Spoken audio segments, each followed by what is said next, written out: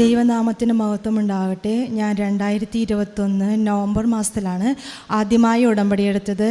അത് എൻ്റെ അമ്മ ഇവിടെ വന്ന് ഉടമ്പടി എടുത്ത് അമ്മ വഴിയാണ് ഞാൻ ഇവിടെ വന്നത്. അതിനുശേഷം ആദ്യത്തെ ഉടമ്പടിയിൽ തന്നെ എൻ്റെ ഹസ്ബൻഡിന് അത്രയ്ക്ക് മാതാവിൽ നല്ല വിശ്വാസമുണ്ട്, പ്രാർത്ഥിക്കും.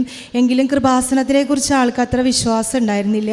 അതുകൊണ്ട് ഞാൻ മാതാവിനോട് എന്നും പ്രാർത്ഥിക്കുമായിരുന്നു, മാതാവേ എൻ്റെ ഹസ്ബൻഡ് ആ വിശ്വാസത്തെ പരിഹരിക്കണമേ എന്ന് പ്രാർത്ഥിക്കുമായിരുന്നു.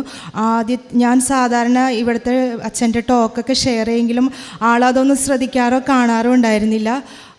എന്നിട്ട് ഒരു ദിവസം ഞാനിവിടെ വീട്ടിലില്ലാത്ത ദിവസം രാത്രി കിടന്നുറങ്ങിയപ്പോൾ ആൾ പറഞ്ഞ മാതാവിനെ സ്വപ്നത്തിൽ കണ്ടു. ശരിക്കും അത് ആളിലൊരു വലിയൊരു വിശ്വാസം ഉണ്ടാക്കാനായിട്ട് കഴിഞ്ഞു. അതിനുശേഷം ഈ 3 മാസം മുന്നേ സെപ്റ്റംബർ മാസത്തിൽ വൈകുന്നേരം എനിക്ക് പീരീഡ്സ് ആകുമ്പോൾ ഭയങ്കര വയറുവേദന ഉണ്ടാവാറുണ്ട്. അപ്പം ഞാനൊരു ടാബ്ലറ്റ് കഴിക്കാൻ വേണ്ടി മുറിയിൽ നിന്ന് എഴുന്നേറ്റ് അടുത്ത മുറിയിലേക്ക് പോയി ആ ടാബ്ലറ്റ് എടുത്ത് കഴിഞ്ഞ സമയത്ത് തന്നെ എടുത്തത് മാത്രമേ എനിക്ക് ഓർമ്മയുള്ളൂ. അപ്പം തന്നെ ഞാൻ അവിടെ വീണു, തല വീണു. തല താഴെ ഗ്രാനൈറ്റിൽ തട്ടി നന്നായിട്ട് ഇതായി. അപ്പം തന്നെ ഹസ്ബൻഡ് ഓടി വന്ന് സൗണ്ട് കേട്ടിട്ട് അപ്പോൾ തന്നെ ആൾ പറയണേ ഞാൻ ഒത്തിരി കിടന്ന് ശ്വാസം എടുക്കുന്നതായിട്ടാണ് കണ്ടത്. എന്നിട്ട് ആൾ മടിയിലെടുത്ത് കിടത്തി. അപ്പം തന്നെ എൻ്റെ ശ്വാസം എടുക്കലൊക്കെ നിലച്ചു. ഫുള്ളായിട്ട് ഞാനിങ്ങനെ ഒന്നുമില്ലാത്ത പോലെ കിടക്കായിരുന്നു. വായന്ന് 1-2 പത മാത്രം വരുന്നുണ്ടായിരുന്നു എന്ന് പറഞ്ഞു. അപ്പം തന്നെ ആൾ കഴുത്തി കിടക്കണ മാതാവിൻ്റെ രൂപം, മാതാവിൻ്റെ കൃപാസനം, മാതാവിൻ്റെ രൂപം കൊന്തയിലുണ്ടായിരുന്നു. അത് നെഞ്ചിൽ വെച്ച് പ്രാർത്ഥിച്ച് നിമിഷങ്ങൾക്കകം എൻ്റെ ബോധം വന്നു എന്നാണ് ആൾ പറഞ്ഞത്. അതിനുശേഷം എന്നെ റൂമിൽ കൊണ്ട് കെടുത്തി. അപ്പം തന്നെ ആൾ തന്നെ പോയി ഇവിടുത്തെ തൈലം എടുത്ത് തലയിൽ പുരട്ടി മാതാവിനോട് പ്രാർത്ഥിച്ച് എനിക്ക് ആ കാശുരൂപം എൻ്റെ കഴുത്തിലിട്ട് തന്നു. എന്നിട്ട് ഹോസ്പിറ്റലിലേക്ക് കൊണ്ടുപോയി, അടുത്തുള്ള ഒരു ഹോസ്പിറ്റലിലേക്ക് കൊണ്ടുപോയി. ഹോസ്പിറ്റലിൽ ചെന്നപ്പോൾ അവർ പറഞ്ഞു ഇത്തിരി കൂടി നല്ല ഹോസ്പിറ്റലിലേക്ക് നിങ്ങൾ ട്രാൻസ്ഫർ ചെയ്യാൻ പറഞ്ഞു. എന്നിട്ട് അവിടെ ചെന്നു സ്കാൻ ചെയ്തപ്പോൾ എൻ്റെ സബരിക്കനോട് സ്പേസിൽ ഹെമറേജ് സ്റ്റാർട്ട് ചെയ്തിട്ടുണ്ട്. എത്രയും ന്യൂറോ സർജനുള്ള സ്ഥലത്തേക്ക് എത്രയും പെട്ടെന്ന് നിങ്ങൾ കൊണ്ടുപോകാൻ പറഞ്ഞു. അവിടെ ചെന്നു 24 hours അവർ ഒബ്സർവേഷനിൽ വേണ്ടി ICUയിൽ കയറ്റി. ICUയിൽ വെച്ച് എനിക്ക് ആദ്യത്തെ ഒരു ദിവസം കഴിഞ്ഞപ്പോൾ തന്നെ അവർ പറഞ്ഞു ഹെമറേജ് ഉണ്ടായിരുന്നു CT സ്കാനിൽ, പക്ഷേ ഇപ്പോൾ അതിൻ്റേതായ യാതൊരു പ്രോബ്ലം കാണിക്കണില്ല.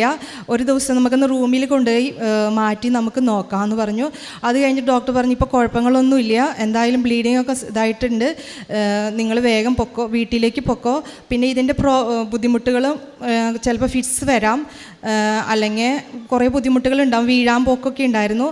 അതൊക്കെ ഒരു 3 മാസത്തിനുള്ളിലാണ് മാറുള്ളൂ എന്ന് പറഞ്ഞ് എന്നെ വീട്ടിലേക്ക് വിട്ടു. പക്ഷേ 2 മാസം കൊണ്ട് തന്നെ എനിക്ക് നടന്ന് പള്ളിയിൽ പോകാനായിട്ട് എൻ്റെ മാതാവ് എന്നെ അനുഗ്രഹിച്ചു. അതുപോലെ വേറൊരു ബുദ്ധിമുട്ടുകളും ഇന്ന് വരെ എനിക്ക് ഉണ്ടായിട്ടില്ല. ഇപ്പം 3 മാസം കഴിഞ്ഞിട്ടുള്ള അത് എനിക്ക് നന്നായിട്ട് നടക്കാനോ ഒന്നിനും ഒരു ബുദ്ധിമുട്ടും എനിക്ക് എൻ്റെ അമ്മ അനുവദിച്ചില്ല. എല്ലാം എന്നെ പൂർണ്ണമായി മാറ്റി തന്നു. അതുപോലെ തന്നെ എൻ്റെ ഹസ്ബൻഡിന് ഒരു ഓപ്പറേഷൻ ഉണ്ടായിരുന്നു. അപ്പോൾ ആളെ ഞാൻ ഇവിടെ കൊണ്ടുവന്ന് പ്രാർത്ഥിപ്പിച്ചായിരുന്നു.